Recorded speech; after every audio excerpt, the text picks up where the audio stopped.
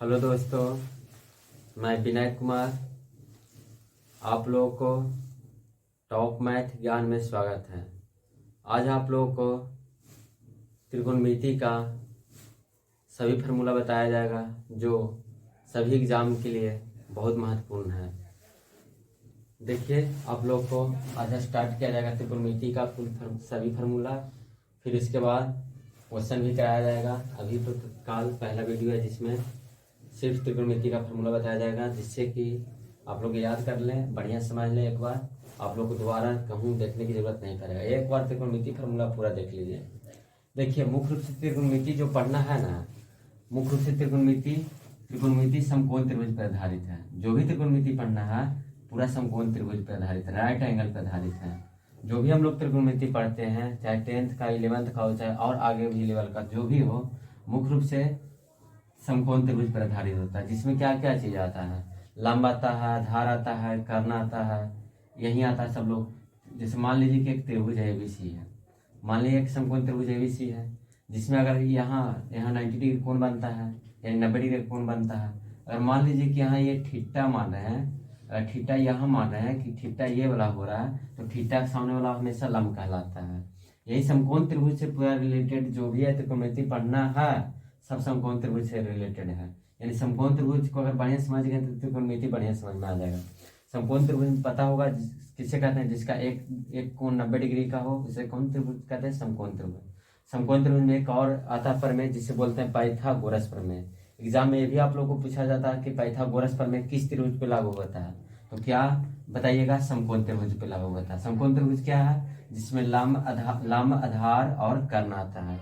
यानी ये कर्ण कहलाएगा, ये कर्ण कहलाएगा, ये लंब कहलाएगा, ये लंब कहलाएगा, और ये आधार कहलाएगा, ये आधार कहलाएगा। समकोण त्रिभुज हमेशा बढ़िया समझ लीजिए कि समकोण त्रिभुज है क्या। तो समकोण त्रिभुज में आपको पता होना चाहिए कि लंब क्या है, आधार क्या है, कर्ण क्या है। तो एक समकोण त्रिभुज बना लिए हैं जिसमें एक कोण समकोण बना दिए हैं। थीटा के सामने वाला हमेशा लंब कहलाता है। जो भी थीटा के सामने वाला कोण कहलाता है, रेखा भुजा कहलाता है, वो हमेशा लंब होता है। तो लंब हो गया, तो ये आधार और ये कर्ण। यानी समकोण त्रिभुज की सबसे बड़ी भुजा क्या कहलाता है? कर्ण कहलाता है। तो पाइथागोरस प्रमेय में समझ गए। इसमें एक प्रमेय आता है जिसको बोलते हैं पाइथागोरस प्रमेय। पाइथागोरस प्रमेय,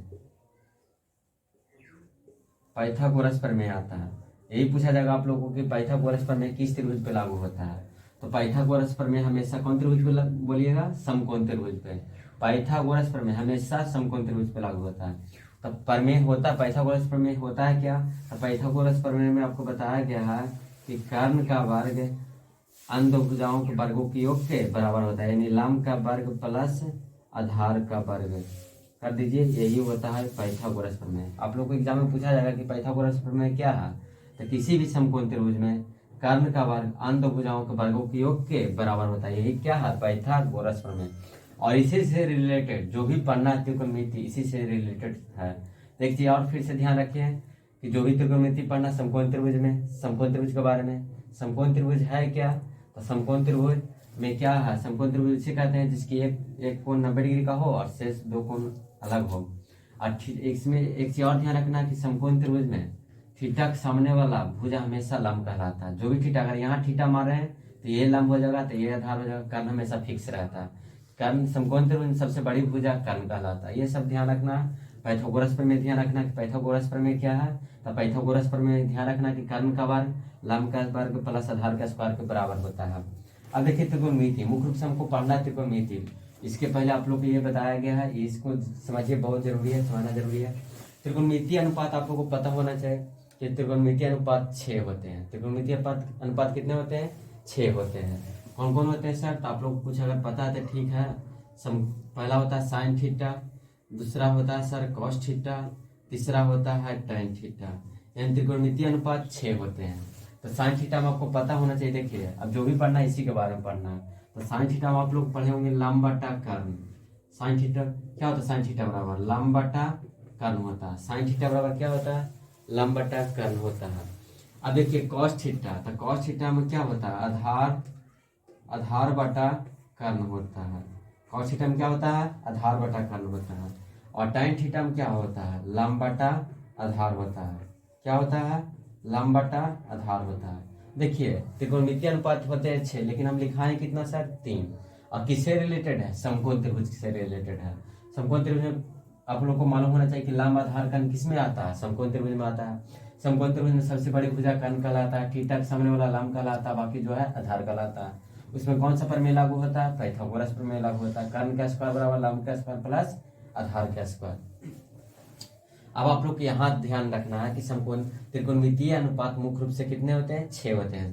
तो त्रिकोणमितीय अनुपात 6 होते हैं, तो पहला क्या होता है? साइन थीटा, दूसरा कॉस थीटा, तीसरा टैन थीटा। तो साइन थीटा में क्या याद करना? लंब बटा कर्ण। साइन थीटा में लंब बटा कर्ण, कॉस थीटा में आधार बटा कर्ण, और तीसरा टैन थीटा में क्या करना है? लंब बटा आधार याद करना है। त्रिकोणमितीय अनुपात 6 होते हैं, जिसमें आप लोग को 3 बताया गया है, लंब, साइन थीटा, कॉस थीटा और टैन थीटा। आप लोग को मुख्य रूप से हम 3 ही याद करने कहते हैं। 3 इसलिए याद करना कहते हैं, अगर 3 याद है तो 3 और अपने से याद हो जाएगा। क्यों होगा सर? इसके लिए आपको रीजन बताते हैं। पहले यही याद रखिए कि साइन थीटा में लंब बटा कर्ण 2 से 3 बार अपने आप लिखिए और बोलने की कोशिश कीजिए कि साइन थीटा में लंब बटा कर्ण होता है, कॉस थीटा में आधार बटा कर्ण होता है, और टैन थीटा में लंब बटा आधार होता है। अब देखिए एक चीज और यहाँ ध्यान रखना है कि साइन का उल्टा होता है क्या?